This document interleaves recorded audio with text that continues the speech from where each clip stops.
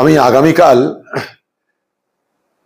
12:15 অর্থাৎ 11:45 ভারতবর্ষের মহামান্য রাষ্ট্রপতির সঙ্গে সাক্ষাৎ করবার সুযোগ পেয়েছি।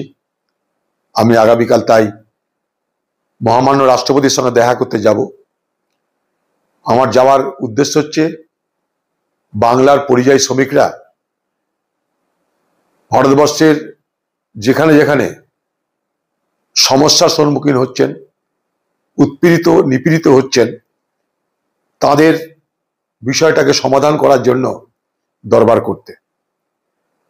আমি মনে করি যে মানুষের সমস্যার কথা যদি তুলে ধরা না হয়, তাহলে যে সমস্যার কথা হয়তো আমরাই জানবো, কিন্তু সে সমস্যার সমাধানের জন্য কোনো প্রকৃত প্রচেষ্টা হবে না।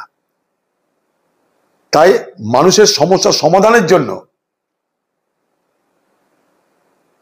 মহামান্য রাষ্ট্রপতির দৃষ্টি আকর্ষণ করতে চাইছি আমি, এবং সেই সুবাদেই এই সাক্ষাৎকার চেয়েছি এবং পেয়েছি।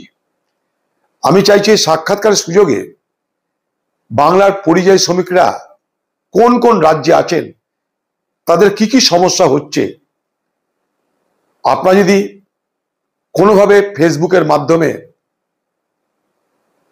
নির্দিষ্ট তথ্য দিয়ে আমাকে জানাতে পারেন, তাহলে আমি রাষ্ট্রপতির সঙ্গে সাক্ষাতের সুযোগে তার দৃষ্টি আকর্ষণ করব, অর্থাৎ সরকারের দৃষ্টি আকর্ষণ করব।